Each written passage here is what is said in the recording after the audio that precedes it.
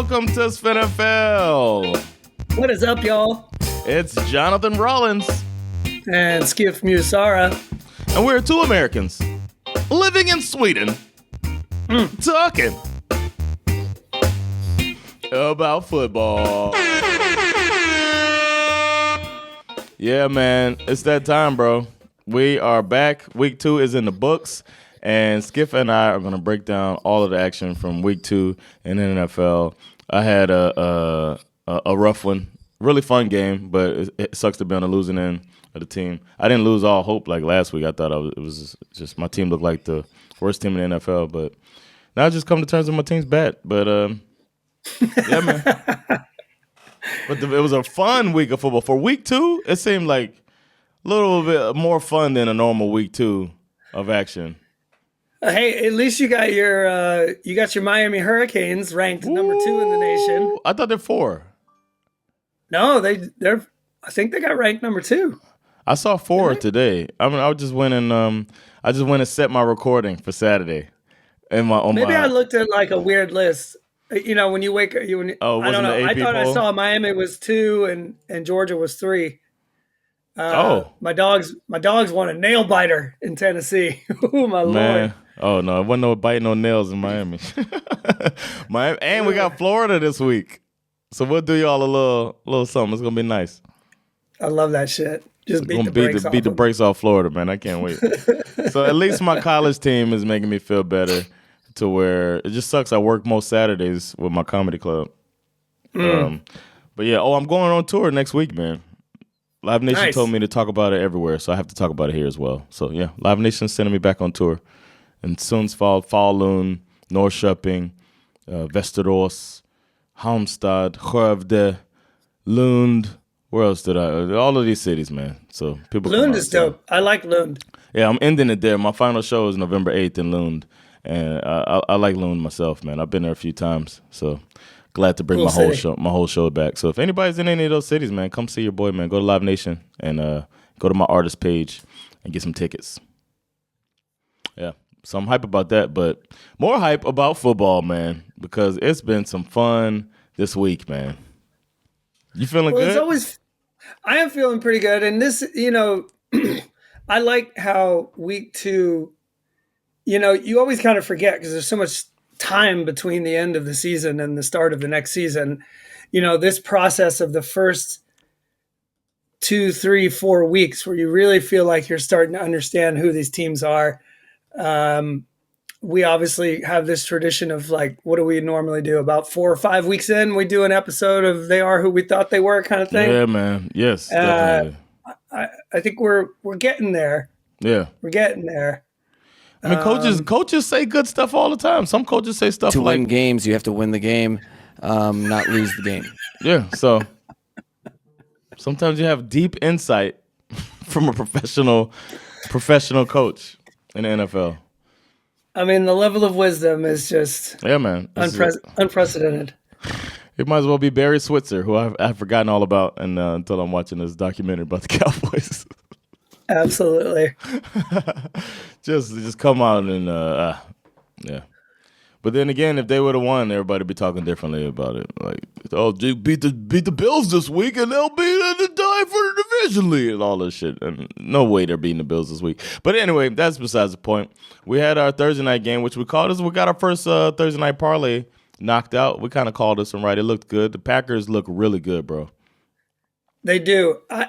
Honestly, I don't let the final score allow you to get it twisted, because the Packers kind of dominated in this game. The majority of the Commanders' yards and points came more or less in fourth quarter garbage time. Yeah. There was one point where the Packers were up 14-0 in the second quarter, and that's what. I'm sorry about that. They had outgained the Commanders at that point in the game, like 240 something yards to 40. We got our ass kicked. I think that Jordan Love is finally settling into the version of the player that the media has been trying to sell us for the last 2 years. Yes. I was I have- wondering what is it about this guy? They're really pushing it. And before we got on the mic, I was talking about the type of quarterback that they like to push, and he falls into that category of the type that they like to see that guy that looks like Jordan Love, and then they push aside the guys that look like Russell Wilson and look like Baker Mayfield. And I've been saying this for the last 2 seasons. Like, I got no issues with the Packers. I don't dislike Jordan Love, No. but I am not ready to buy what the media is trying to sell me. But this year, I think he's finally there. Yeah, it's like my eyes work. I have eyes. Yeah. And you can't just make me think he's what he's not. But now he looks like he is. My only issue with the Packers remains this sort of situation that they have with their wide receiver room. I do think that it will – the problem of you just have all these young guys scattered all over the field is I think this will start to become a problem again later. But for now, they're just they're just out here beating up on teams that ain't ready to start the season. I mean, Tucker Kraft has got 6 catches for 124 yards and a touchdown from the tight end. Is like crazy. Yeah. Josh Jacobs looked pretty good. They were all over Jaden Daniels as far as the defense is concerned. I mean, that guy, they That's what I was going to say. The difference is that. Yeah. They've been everybody's watching the tape on this kid. I'm telling you, I really do believe that he is in the middle of his sophomore slump. I think the Packers have a special defense, though. And I think they had a top 10 defense before getting the best defensive player in the NFL. So it's going to be a problem if you got LaFleur and Love on the same page while having to figure out how to score points on this team. So they had 3 points going into the fourth quarter. We joke about this, Josh Allen and Jalen Hurts scoring a touchdown every week. One thing that I learned from this game is that we might need to put Josh Jacobs on this list because he's on a 10-game touchdown scoring streak, this dude. Oh, let me write that down. We might, because we did bet the Hurts, the Allen Hurts parlay, and it didn't hit this week.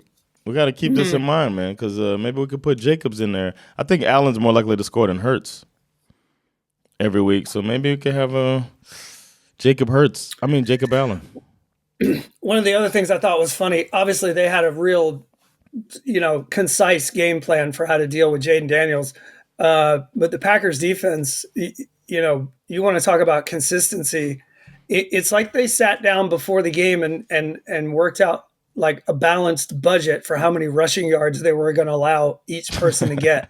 Austin Eckler, 17 yards rushing. Jaden Daniels, 17 yards rushing. Rookie Bill Krosky-Merritt, 17 yards rushing. It's like, they hit their quota. Yeah. Well, it just showed which team's ready and which one's not. The NFC North is looking legit. Also, we're going to have a lot of injury news to get into, which we can dive into the conversation about those injuries a little more in the later episode this week. But one of the injuries came from this game. You got Austin Eckler appears to have an Achilles injury, so I'm assuming he's done. Yeah, he's 48 years old, man. I mean, he might not. It might be in his career. It might be in his career. He might just be done. He's a running back on the wrong side of 30, man. Exactly. But yeah, the Packers continue to impress. Well, they seem like the real deal. I like the way they look. How about the Jags, man? I thought they were going to win this game going in, and then the Bengals lose their quarterback, and still, I was like, okay, see, I was right. And then Browning proved that he's no joke. Well, kind of. let's be honest. I think the Jaguars should be like thoroughly embarrassed by their inability to win this football game.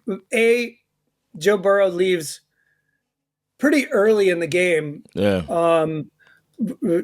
With basically a turf toe injury that appears to have him sidelined for the next 3 months. Oof. So, and again, we'll get more into that later. But Jake Browning comes in And yeah, he threw for 241 yards and 2 touchdowns, but he also threw 3 picks. I mean, you're playing the backup quarterback who throws 3 interceptions, and you still manage to figure out a way to lose the fucking game. It's like, to me, this is not good. One reason why they lost the game is, you have to give some credit to the Bengals defense. They weren't great, but they were very good in the red zone. I don't know. Flip a coin. Were they good in the red zone, or were the Jaguars just bad in the red zone? I'm not really sure. To win games, you have to win the game, not lose the game. That's what it comes down to. And the Jaguars just lost the game. There also appears to be a narrative forming around the relationship between Liam Cohen and Trevor Lawrence. There was some weird body language of Cohen trying to call in a play, and Trevor Lawrence was like kind of angry, waving him off, and now they're having to answer questions about what the hell's going on here. Perfect. Week 2, huh? Week 2, and they're already fighting. I don't know what to think about this game other than, this is just a real drag for the Bengals to be in this situation where they finally, in the first time in Joe Burrow's career, start 2-0, and yet it looks as if you're just not going to have him for the rest of the season. Sometime in December is basically the earliest they could expect him back, is what they're saying. At least they got Zach Taylor. Oh my God, Zach Taylor's freaking out right now. You know that. His job's on the line, boy. All right, the next game was the Cowboys and the Giants, and wow, the Cowboys keep showing that they maybe shouldn't have got rid of the best defensive player in the NFL. They let Hustle Bustle Russell come out and drop a 450 yards on him. 30 for 41, 3 touchdowns, man. He did throw a game-losing interception, but Russell Wilson went the fuck off. Rainbow Russ was in full effect. Yeah. Did you have eyes on this game? Yeah, I was watching. I was flipping back and forth. I did watch. Because this shit was great. There were 5 lead changes in the fourth quarter. Yeah, it's insane. 20 and 21 points.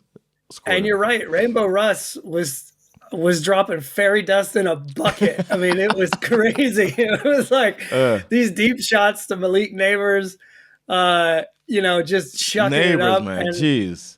And then they were by overtime. You saw how tired everybody was? Oh, yeah. They were so exhausted by the end of the game, man. There was a lot of ice baths dunked in. Dak Prescott had 52 passing attempts. 38 for 52. That is crazy. Week 2, the biggest surprise for me so far is Javonte Williams, right? I mean, this guy played for the Broncos last year. We didn't really think much about him. We all came into the year thinking, well, Dallas obviously failed to address their one of their biggest problems was the running back room. Yep. But this guy continues to fucking crank it out. He looks really good in Dallas. Yeah, you do worry about longevity with him. Like if he's gonna make it through the season. But if he does, man, they looked good, man. I like their offense looks good, man, but you can't be giving up 37 points to the Giants and Russell Wilson. No, you can't. You can't do that, man. We were supposed to be waiting on Jackson Dart to come in the game. Like that's he did. It's funny. They did sprinkle him in. I'm talking about like Russell to look so bad. No, I know. But it was just kind of funny because they kept bringing him in the fourth quarter, Jackson Dart. I guess more or less just to confuse the Cowboys. I don't even know why they were doing it because every play that Jackson Dart was on the field for, I'm pretty sure it was a run play. So I don't know. One thing I did enjoy watching in this game too was seeing this was, probably the week that they finally got my man, former Bulldog George Pickens into the game. He made some, he did some George Pickens type shit in this game as far as catches and stuff. He looked really, really good. You know who else looked really good? The motherfucking Lions. I've got control fury, and I'm ready to go. I thought the Lions were done. I thought they weren't going to be any good without Ben Johnson. Well, Ben Johnson found out firsthand. How bad did Dan Campbell want to run up the score on Man. Ben Johnson? Oh, my God. Man. That's cold-blooded, man. Bruh, Jared Goff had five incompletions. He had 5 incompletions in the whole game. He goes 23 for 28, 334 yards, and 5 motherfucking touchdowns. How you had the same amount of incompletions as touchdowns? That's wild. That's wild, bro. Man. And then both Gibbs and Montgomery had touchdowns. Caleb Williams continues to look like the quarterback that we saw at USC, the guy who can, do something that looks like something a quarterback's not supposed to be able to do. And then he does this thing where he rolls out, extends a play, and throws up a side-armed arm punt for just like the easiest interception in the history of mankind. It's like, what are you doing? Somebody like Ben Johnson hates that type of thing. Oh God! Somebody that's like an offensive minded coach like that, it's got to be like, you can't do that. Right. And think about it from the perspective of he goes from a quarterback like Jared Goff, right, who's like he's not off script at all. For lack of a better phrase, he is somewhat of a system. I don't even mean that as like in a pejorative sense. Like, no, it's a pocket passer. He's a pocket passer. He's gonna follow the plays. I mean, his switch up is maybe hitting the third progression early.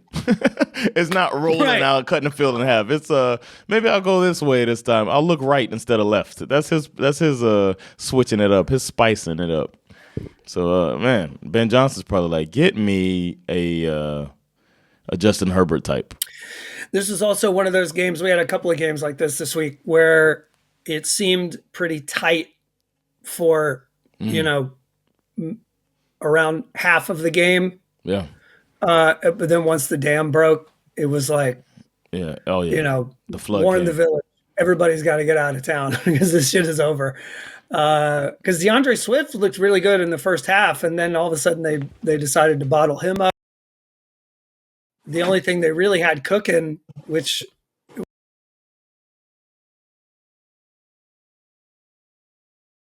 Rome Odunze, who had 128 yards and 2 touchdowns. Yeah. So that's something to build on. But these Bears, I'm telling you, I'm still not ready to talk about it, but I gotta take. Damn. I have a take about Caleb Williams that's brewing. Man, you are over here holding on to some stuff, man. I can't wait to field reporter Schif comes on out the woodwork. Yeah, there's something brewing. Okay.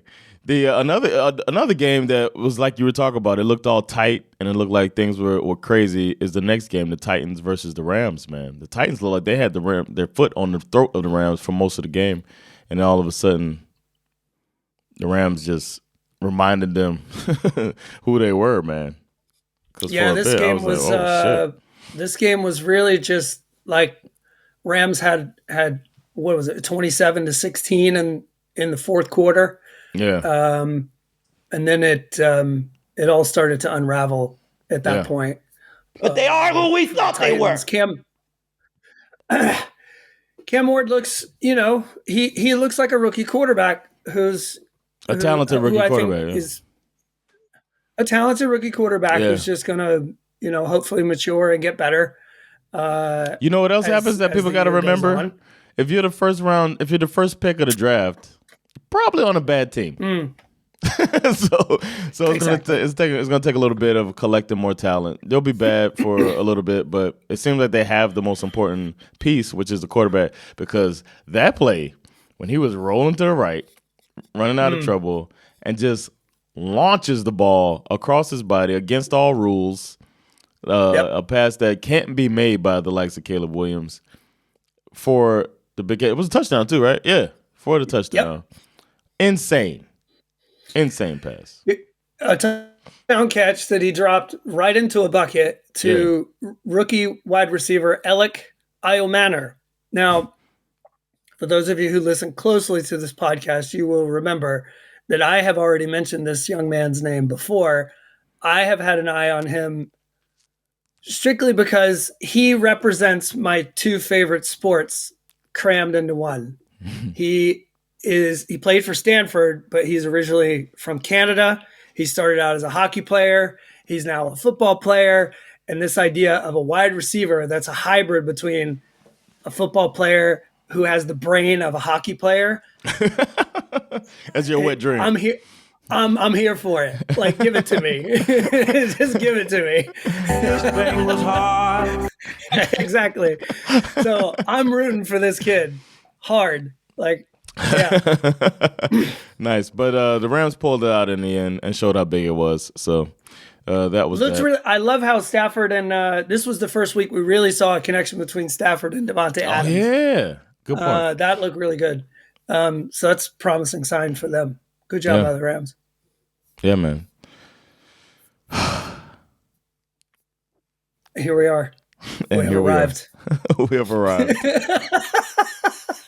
What do I need on my Sunday? A heartbreak. That's just what I needed. I was like, the weekend's been all right. I went out partying probably for the last time, peeing off of a train. And onto a train. Like, once the doors closed, you're no longer peeing off the train. You're now peeing on the train. My weekend was complete. All I needed. You are now peeing in the train. I'm peeing in the train. I was peeing off the train, a little bit peeing on the train, then I was peeing in the train. So I thought my weekend was complete after such a wonderful urination. And no, I decided instead of peeing on, I got peed on by a division rival team that has a worse roster than my team, comes in a home game and wins in a game I think we should have won. And also, to make it easier for the offense, they were like, you know what? We'll get a punt return for a touchdown. That'll make it easier. You don't even have to roll out to it. Keep him from getting hurt. We'll just score on special teams. And then special teams was like, you know what? Let's even it out and let them score 12 seconds later. Because why not? What is it about these two teams when they play in Miami? Something crazy always happens when they play. And then, you know what? My heart is too healthy. My heart's too healthy right now. You know what I mean? My heart's too healthy. So the Dolphins were like, you know what? Let's pretend that we win the game. Let's have a huge play going all the way down the field after that kickoff and after stopping the defense and, come back, win the game before we go to overtime.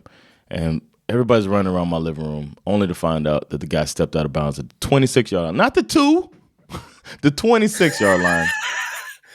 So go all the way back. Yeah, and then lose the game because the last 2 plays don't do anything. Don't even throw the ball. One, run out of bounds. The quarterback runs out and everybody's guarded. And then the second play, you just get sacked by the same guy. Same guy keeps getting beat because we got a backup right tackle. And don't help him. Why would we help him? Why would we help this guy on the last play? Why would we send a blocker to chip at least? Why would we do that? No, let's just see if this guy can hold it down for another play and then a sack and get the game over. Well, your coach knows why you didn't do that. Well, and then my coach, he's saying, win games, you have to win the game, not lose the game. And he's sounding like Brandon Staley right now. Remember those press conferences got more and more fun up until he got fired at the end of the year, but it just got crazy when they start questioning him. They're going to start asking, are you going to keep calling the plays on offense? And he's going to be pissed off. We'll see. Yeah. But yeah, shout out to the Patriots, though. They looked all right. Drake May looked good in the first half, and in the second half, he turned into a young quarterback making these different mistakes. It felt like the defense figured him out, and they took advantage of that. Oh, and coach got bailed out a little bit. It was some questionable calling at the end of that game where it was like they let Miami stay in the game. Vrabel made a couple things that gave Miami, like throwing the ball before the 2-minute warning. You know what I mean? And stopping the clock, little stuff like that gave Miami more chances than they should have had, and Miami didn't capitalize on it. So Vrabel gets out of here looking like the coach that is sharp, but he really was making some blunders at the end. Not blunders, but slight mistakes. But the Patriots look good. Miami looks like the worst team in the division and one of the worst teams in football. So, back here. Been here before. At least I'm comfortable here. That's rough. Speaking of shitty teams, the Saints put up some points. Saints are I mean, this was obviously our return of the Mac game. Oh, yeah. Our return of the Mac special. Let's get it.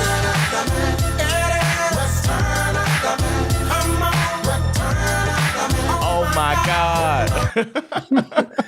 Mac was looking good, man. You know, this was another one of those games that was tight until it suddenly. Yeah. I mean, I guess it stayed pretty tight for most of the game, but it was a bit of a slog.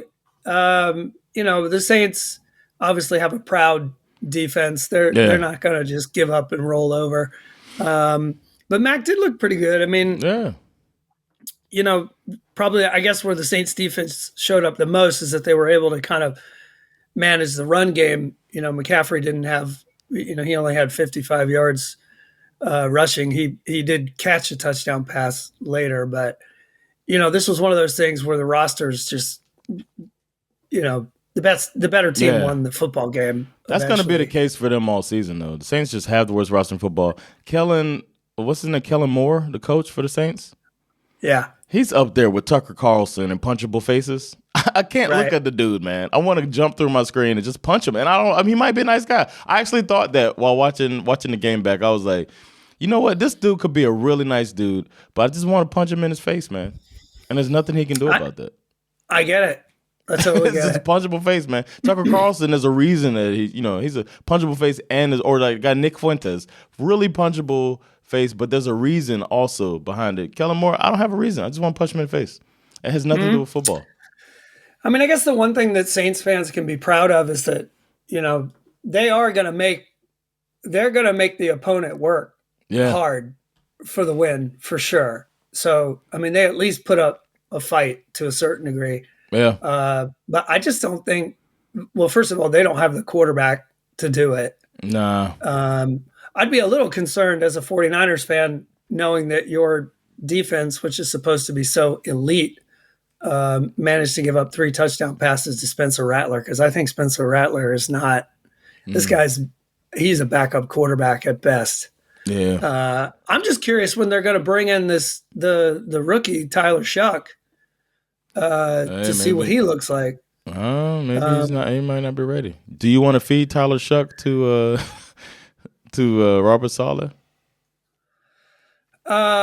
It's the Saints, so I want to feed Tyler Shuck to the Sharks. Like, I don't give a fuck what happens to Tyler Shuck. I'm just curious. No, I mean, I'm talking about as the coach. If you're Kellen Moore and you're sitting there and your face is punchable, are you thinking, you know what? Let me give my quarterback to this insane man who's going to send these psychopath defenders after him? Let's maybe wait.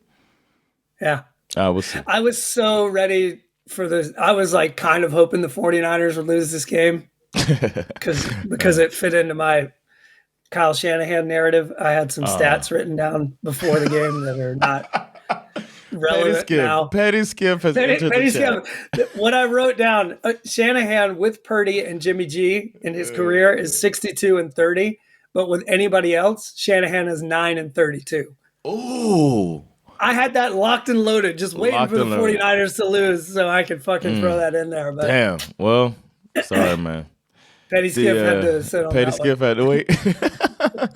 One team that gave us hope last week but kind of fell off or regressed to the mean. I don't know what you want to call it, but the Jets, man, they had a bad showing against a Bills team that's not really known for their defense. They're known for the offense, but 30-10 is a beatdown. This to me was like kind of what I said at the beginning of the episode, where you're really starting to figure out that teams are who you thought they were. But they are who we thought they were.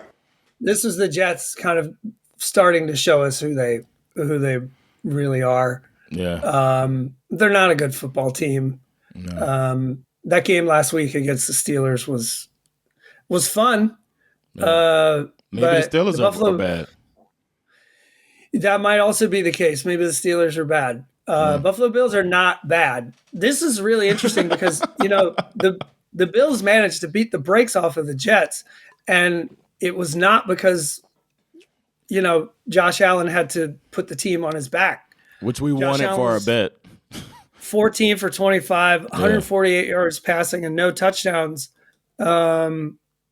James Cook had a hell of a game, 132 yards and 2 touchdowns. I don't know if I forgot to mention he went to the University of Georgia, so that's kind of not important, but it's just one of those touchdowns was a 1-yard touchdown, and it's like it seems like they don't care about our bets, man. Because if it's a 1 yard touchdown, why is it not going to Josh Allen? That's all I'm saying. We have money on the line. How dare they? I think they're doing that because, they had to pay James Cook in the offseason. Oh, yeah. He led the league in rushing touchdowns last year. And it's like, if you're going to pay this man all this money, fucking give him the ball. I was annoyed. This is what I said from the beginning when they drafted him, because James Cook, like he was the lead dog for Georgia. It's like, and they were acting like they didn't even know who this dude was. I'm like, you got fucking lightning in a bottle, Bills. Fucking start handing this dude the rock. Yeah, they did. So I ain't much to say about this one. No, I have more to say about Fields later when we get to the superlatives. Okay. One game we called that somehow the Steelers were favored against the Seahawks, right? And we were like, Seahawks are going to win this game. And we actually made some money off of it, and people should have listened to that because Seahawks were just head and shoulders above the Steelers. Another NFC better than AFC matchup. Very interesting. And you also had the luxury of, Sam Darnold threw 2 touchdown passes, but he also threw 2 interceptions. Yeah, so did A-Rod. This defense was – there's been this debate over, like, who's the better running back in Seattle. Is it Kenneth Walker III or is it Zach Charbonnet? And a lot of people have been predicting that Zach Charbonnet is, like, kind of creeping up on the heels of Kenneth Walker. But, man, they fucked Zach Charbonnet up in this game. This guy had 15 carries for 10 total yards. Probably the most embarrassing moment in this football game was, what was it? It was like 3rd and 19. Oh, no, actually, there were 2. I stand correct. Okay, the second most embarrassing moment in this football game. It was like 3rd and 19. Steelers need to get a stop. And they allowed this like fucking 30-something yard touchdown run from Kenneth Walker. Yes, like, he didn't just get the first down. He just fucking danced into the house. Like, it's just crazy. And then the other thing that really happened, that kind of the most embarrassing moment in the game that kind of turned the game on its head, was the kickoff bounces in the landing zone. The Steelers guy goes to grab it, and it flies over his head, and then he just walks off the field like, oh, well, I guess I didn't get it. Didn't he also kind of touch it? He touched it, too. He may have also whether he touched it or not is actually irrelevant, because the ball just kind of died right in the end zone, and then the Seahawks player fell on it, and it was a fucking touchdown. It's What's wrong with you? Like, somebody forgot to tell him, you know, that's a live, whether he touched it or not, it was a live ball. And you can't even blame that on the new rules, because it was like that before. If the ball just stopped in the end zone forever ago, I've seen it happen where somebody, it turns into a touchdown. That's why they run all the way to the end no matter what. That was just a boneheaded play, and that's not the game where you needed that, when your offense is not looking that good. Because Aaron Rodgers himself, you mentioned Sam Darnold with 2 picks, so did Aaron Rodgers. He had to. Hey, Ron. Where are you? Because at that point in the game, it's 17-14. Yeah. This is a tight game. Yeah, that's huge. And that's like the bottom just fell out after that. Yeah. So. And you don't expect that from a Mike Tomlin coach team, like a blunder like that. Well, Rodgers to me looks like, in this game especially, looked like a mix of like. It's like every other play, he looks like vintage Green Bay Aaron Rodgers, and then a few plays later, he looks like New York Jets. Yeah, and I think he's just at that place in his career. 40 years old. That's just what he is. You know? We expected a blowout in the Ravens-Browns game, and we got it. We also said that we're going to bet the over, which was like 44 or something like that, and we said that the Ravens would probably get 40. They got 41. And it was just a little walk in the park. Lamar Jackson, standard 19 for 29, 225 yards, 4 touchdowns. Why not? He's from South Florida, so that's what we do. Interestingly enough, Derrick Henry did almost nothing in this game. Yes, I know. He's on my fantasy, so that sucked. 23 yards on 11 carries. So this one was just all about Lamar. just playing smart, smart Short football. Fields. You know, the fact that you can take away one of his biggest weapons in the entire game, and he's like, you know what?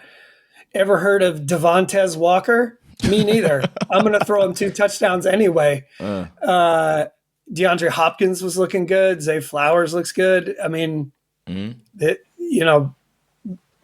you're going to try to beat the Ravens, you better fucking pack a lunch, bro, because these guys can hurt you any way they want.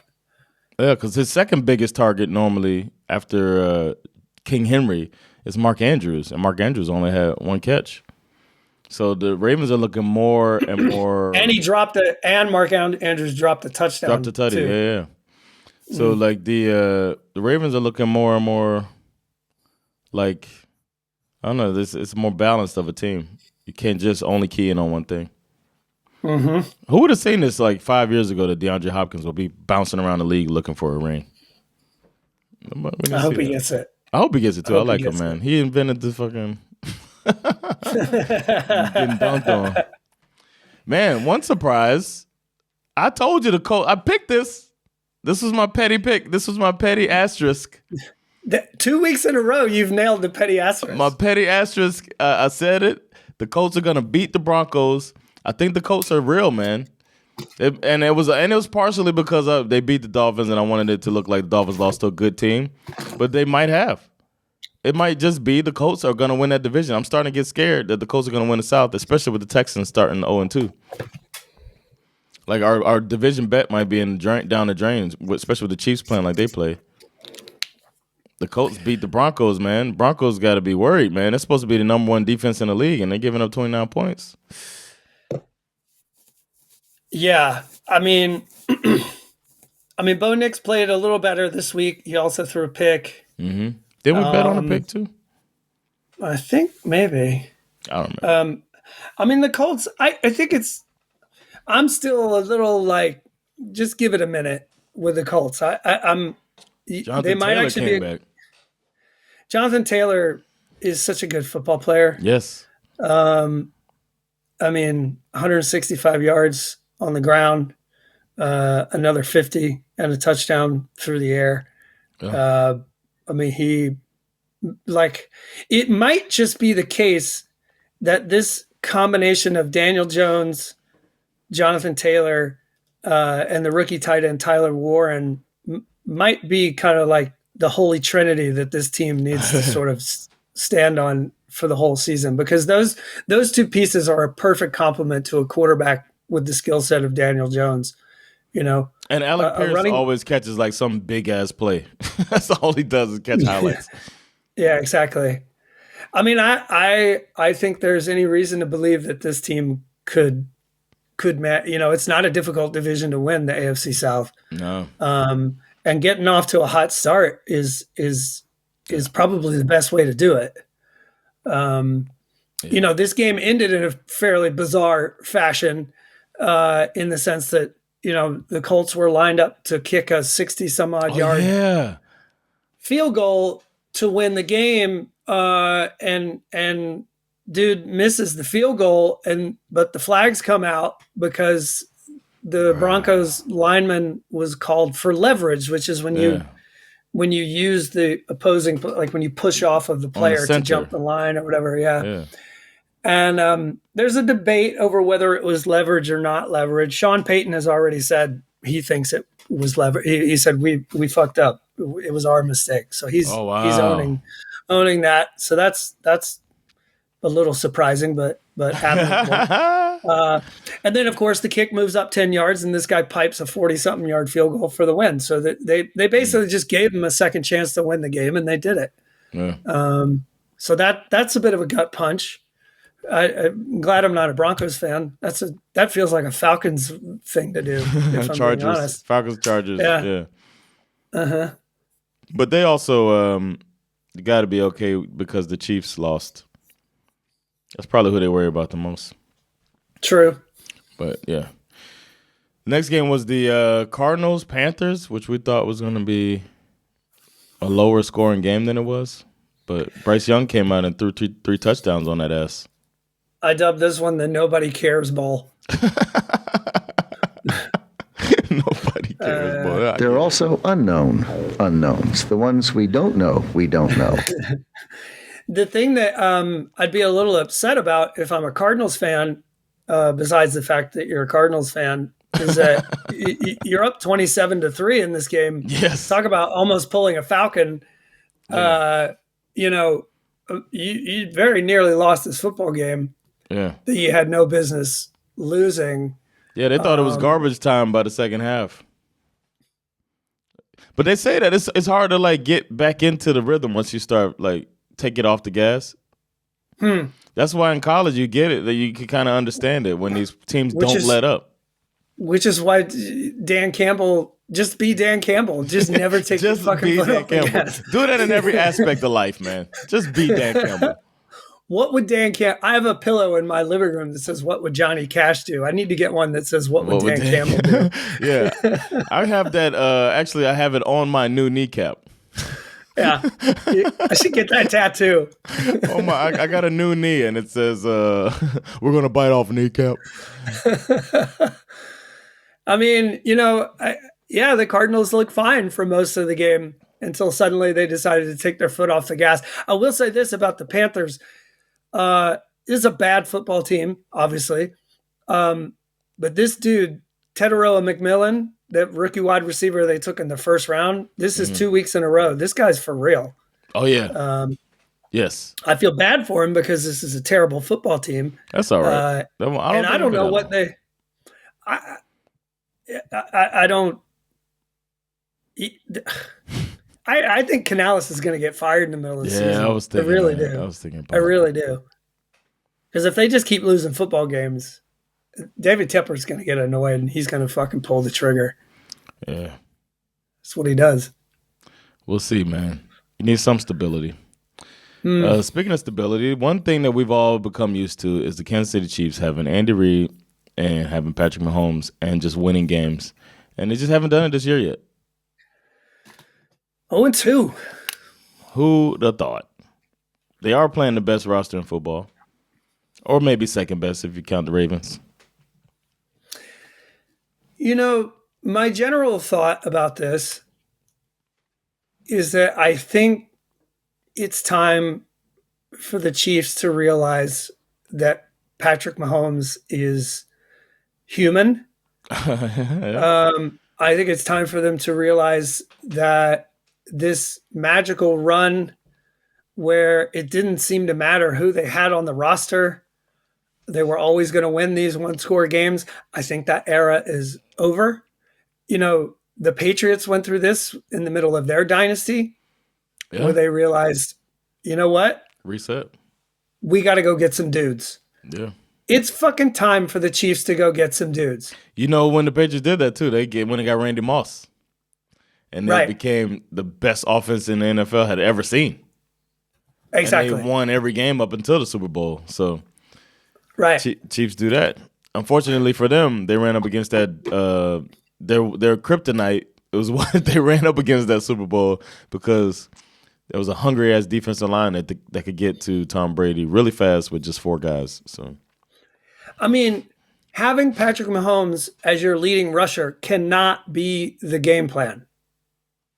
Yeah, somebody called it. I saw one of those the women who make predictions and stuff were talking about Patrick Mahomes getting a lot of rushing yards. I was impressed that she called it because he was out here in 9 yards. I just saw him running around. I was like, damn, she really knew it. Yeah, it's crazy. I mean that cannot be the game plan. You just can't. It's not like that. I mean the defense. If you think about it, Kansas City's defense did their job quite well. Yeah. Right. You hold the Eagles to 20 points. Hey, look at Hurts' stats. Hurts barely threw for 100 yards. Yeah. Saquon, they kept him under 100 yards. Yeah.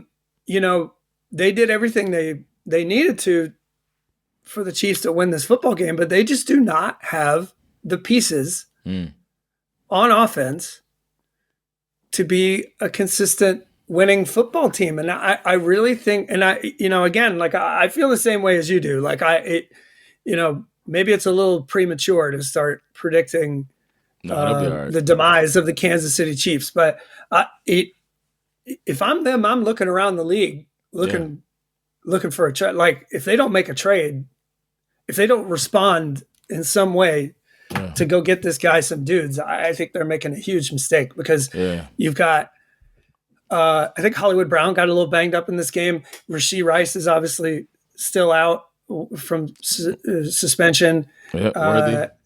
And Worthy, I don't know. Maybe he's back next week. Maybe he's not, but we'll see. I don't know. Yeah, we'll see, man. You know what we did see? Your boys got that victory. A convincing victory over the Vikings.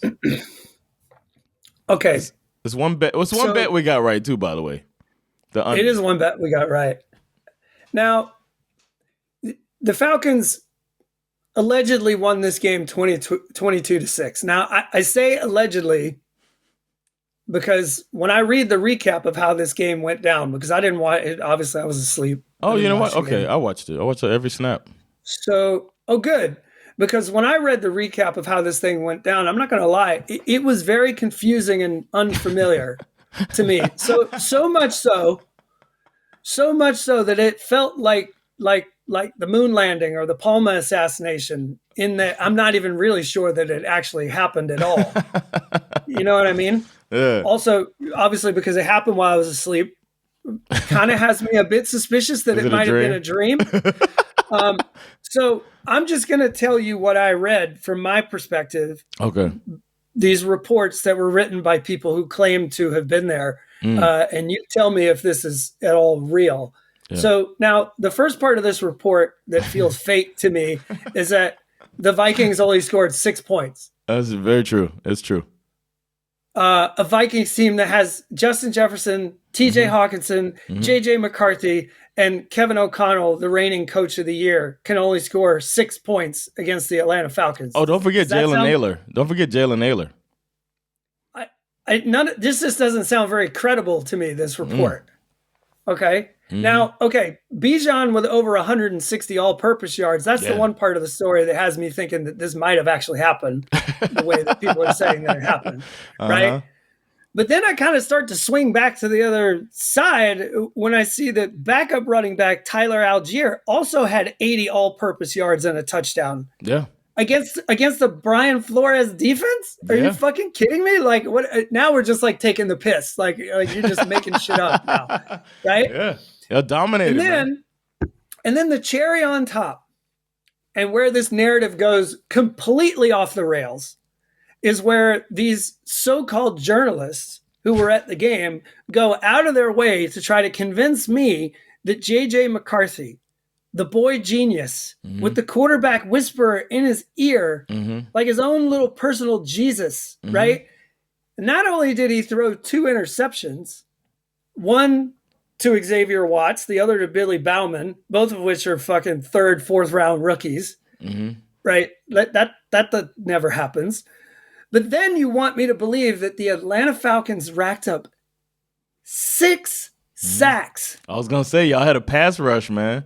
Y'all had that dude running for his life. Yeah. 6 sacks, 4 fumbles, 2 of those sacks coming from the 2 first-round edge rushers that everyone told us we were stupid to take. Yep. You know, and just to be fucking crazy, they throw in an extra sack for, the supposed washed-up journeyman Leonard Floyd, former Bulldog, which, of course, they're going to say that happened. I'm sorry. I hate to be the conspiracy guy, but the report of how this game played out, it feels like complete and utter fabrication. No, but you tell me, did this really happen? It really happened. I was shocked. There was a point in the game when Drake London got the ball punched out and looked like that was going to be a Falcon type of moment. Yeah. The defense just held up, man. I was thoroughly impressed. I couldn't believe that the Vikings could get nothing done after, and it was just kind of like if you're like me and you like defensive football, it was a really fun game to watch because those defenses were both doing well, and the Falcons were just figuring it out, man. And then Younghoe Koo's competition was out there shining. So, Oh my God. Yeah, I got more to say about him later. Another take that's brewing? I don't want to get too excited. I don't want to plant a flag on it just yet. Okay. But the Minnesota Vikings last year won 14 games. Sam Darnold threw 35 touchdowns. Okay. You know who their backup quarterback was last year? Who? Daniel Jones. Oh. And you let both of those guys walk out the building because you thought J.J. McCarthy was the guy. He didn't look he didn't look too bad. Well, you're not going to have to see him next week because he's got an ankle injury that's probably going to keep him out for about 2 or 3 weeks. You're going to see Carson Wentz.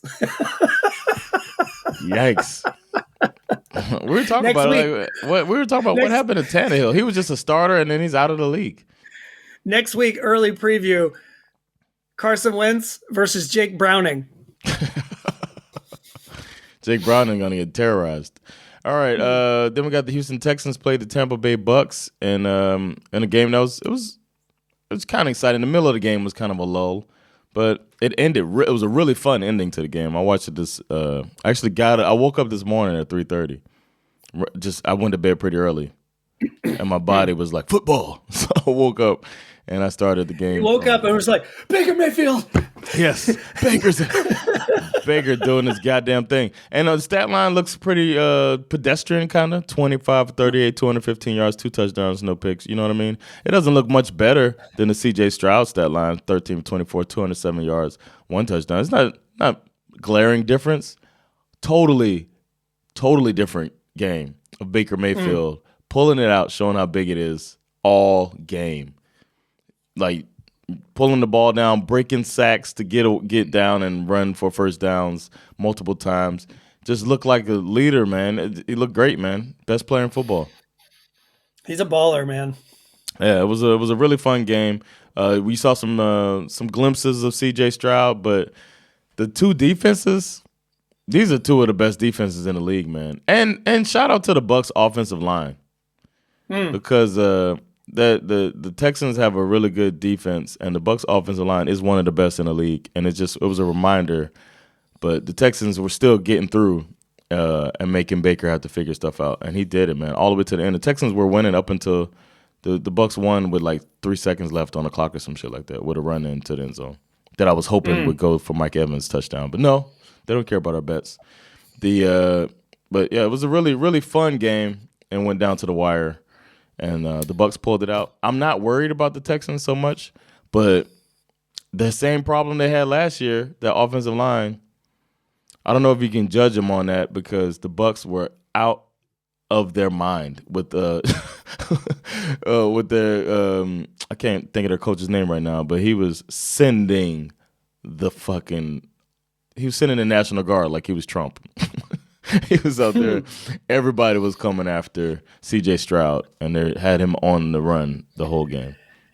I mean, I'm worried about any team that starts the year 0-2. It's not so bad. You can still win the Super Bowl if you're 0-2. Shout out to the Dolphins, man. I'm a little slightly worried, but they're in the AFC South. It's still possible. True. That's a fair point. Then the final game of the week was I don't think you saw this one, but the Raiders and the Chargers played, and Justin Herbert, he's just looking great, man. I love what Jim Harbaugh is doing with that team, man. They look like a complete team. The Raiders are fun. They're just a fun team that's going to lose games. That's what it looks like. Geno is Geno. He's fun to watch, but the Chargers, they were flying around, and Herbert, I like that when Herbert decides to run, it seems like it's so smart every time he decides to do it. But he's not a running quarterback. He's just a quarterback that can run, and you can see it. And Jim Harbaugh has got him. I like the way that he's bringing the team along, and he's not putting it all on. I don't think Justin Herbert can mentally. I could be wrong, but I don't think he can carry a team like that. He's not that dude. But Jim Harbaugh knows it and gives him just what he needs, and he has just enough responsibility.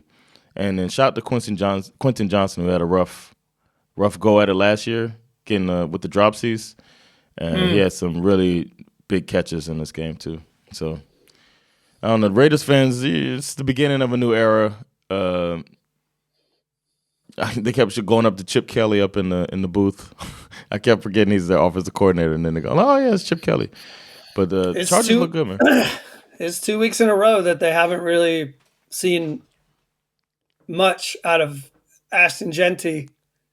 Saga's hot take: Genty's gonna suck. Starting to look pretty good. I mean, when he had the ball, he looks good though, man. He had a couple good runs, but you know, he ain't no Bijan Robinson. That motherfucker's cutting all over the place. They showed a clip of what's his name, Saquon Barkley, talking about Bijan. I know you would have come in your pants if you saw that. He was talking about like he's next. He's like, I'm the dude right now. Maybe people say that, but he's like nobody can cut like Bijan Robinson. And they did like a highlight as it happened, and you would have. I think that was right when they showed one. I saw he went from right to left and faked the dude out, and I was like, yep, Schif comes there. So my thing was hard. Yes, your thing was hard. As for flip 'em, pick 'em, you beat my ass this week, 10-6. Even though I beat your ass worse last week, but you're up right now, man. I mean, I'm up by 1 for the season, but you kind of handle it. It seems like the only ones we got wrong. The only ones we got wrong were me, except for the Broncos Colts, which I don't know if I mentioned this, but I did have an asterisk on that. I put an asterisk on this Raiders-Chargers game, so I'm 0 for 1 on petty asterisks. Yeah, but that was fun, man. Our superlatives, we can run through those and then get out of here. My real MVP is the league MVP, in my opinion, for the last 5 years. This guy's been the best player in the NFL, and I think for the next 5 years, he'll be the best player. I say this stuff to piss off our friend Ken. Because he's such a Bucs hater. But Baker Mayfield, man. Just watching it, I watched the entire game. I didn't get to see every game in its entirety. I saw a lot of the plays. And Baker Mayfield, man, I just know a winner, man. That dude is just a fucking winner, man. And the stat line's not crazy. Like I said, 25 of 38, 215 yards, 2 touchdowns. But putting the team on his back and getting the team to win the game when at one point he gets the first down. They take his legs out from under him. Full front flip. Lands, gets up, holding his ankle a little bit, on one run too. And he gets up, stays in the game. He's just tough and just fucking Baker Mayfield, man. Doesn't look like he's supposed to be the best player in the NFL, but he is. So, with that said, I'm supposed to hit my real MVP, which I can't find, but I'll just talk like Kevin Durant. You're the real MVP. Okay. We all know that Bijan, who we just spoke about, is definitely that dude and likely should be the week 2 MVP. Yeah. But I'm going to go with a different dude. I'm going to go with Atlanta Falcons new field goal kicker, John Parker Romo.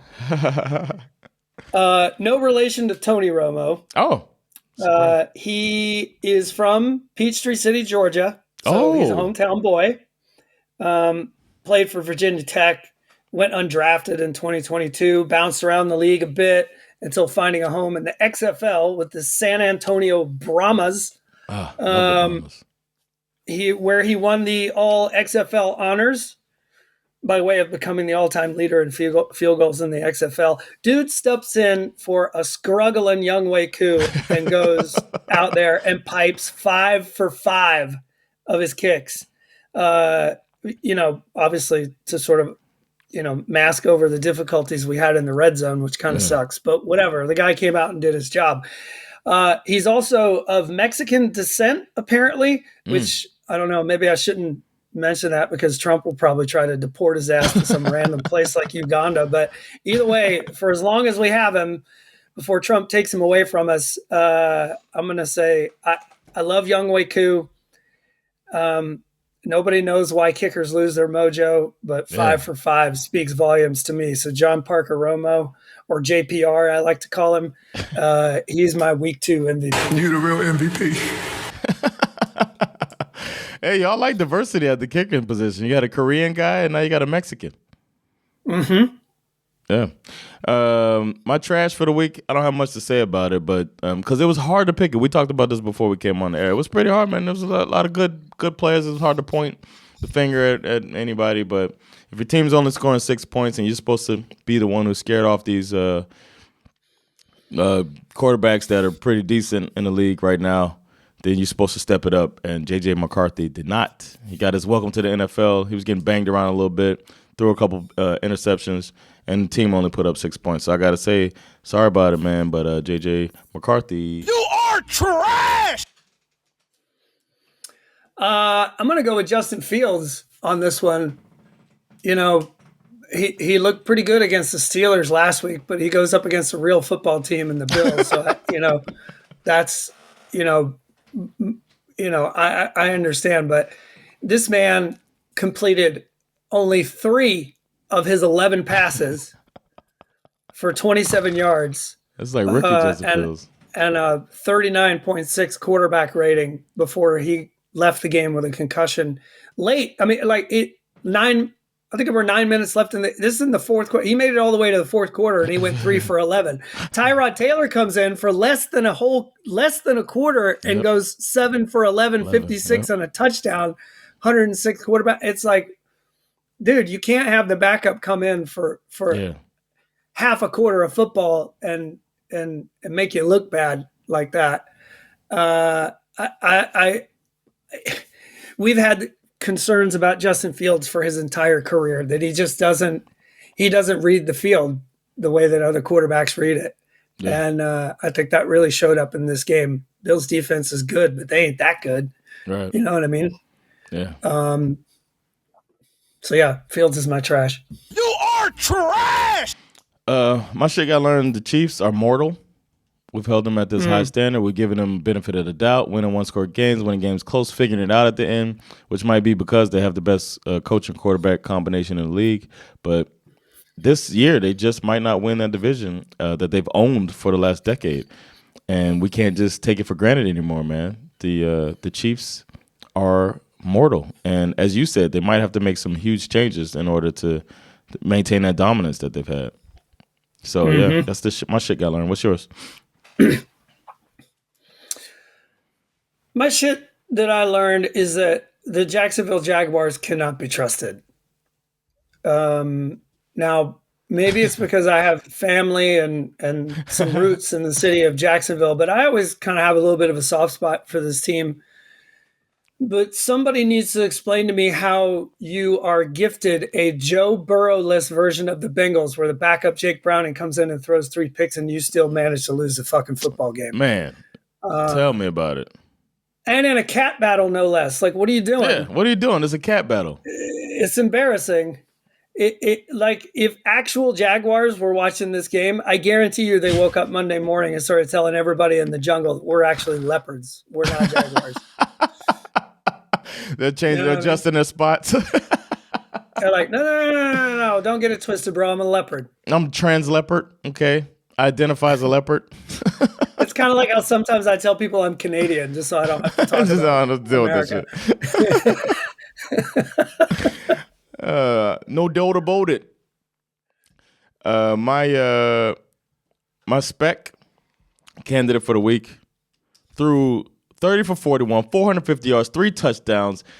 A lot of those throws were what we call rainbows. And I'm talking about Rainbow Russ himself, the man, hustle bustle, Russell Wilson. We thought he was too old to be doing it anymore, right? He's not that big of a quarterback. He's 5'11". He can't be in the league this long. And he came out and he might have thrown the game-losing interception, but before that, this dude was fucking balling, man. We thought he was going to be out of the way for the young, hot rookie, but no. This man said, put some respect on my name. And you get it, Russ. It's a good point. I'm going to go with Daniel Jones. This man in week 1, sorry. Yeah, he looked good. They scored on every drive they had in week 1. And they kind of looked like they were going to do the same in this game against the Broncos too. The Colts may have, Daniel Jones to me could very easily be this year's Sam Darnold, comeback the guy that we all wrote off, and turns out he was just in the wrong place at the wrong time. If he can stay healthy, obviously he's got the tools, he's got the experience, he's got himself a nice little second chance here, and and he's playing good football, good, smart football. I think They wrote me off. I ain't right back, though. Yeah. Gino, how's that go last night? Put some respect on my name. Oh, man. That's it, man. Week 2 is in the books. Thank you for checking this out, man. We're going to be back, Skif. You and I will be back to talk about week 3 and our perfect predictions, man. We never get anything wrong ever, and we're making people rich. Nobody lost their grandma's money this week, right? Nobody lost. We did about as bad this week as we did the week before. It's just that, we hit some parlays. Yeah, we just hit. We hit some parlays, stuff like that. I'm starting to think that maybe we should just maybe we shouldn't bet on all the games. Like maybe we should just pick 5 games. No. We have to bet on all the games, man. It's a rule. It's in our contract. Okay. We have to follow the rules, man. It is what it is. I didn't ask for that. I don't make the rules around here. You literally make the rules around here. I can't find it, man. I don't make the rules around here. We had that on the. I don't make the rules around here. Vince McMahon. All right, man. Well, this has been a fun one, man. Thank y'all for checking us out. Week 2's in the books. We'll be back to discuss week 3 predictions. Thank y'all so much, man. We'll be right again as always. And don't doubt us about that. If you say we're wrong, you're wrong. All right? I've been John DeRollins. I've been Skip Mazara. When we've been SveNFL. Peace. Later, y'all.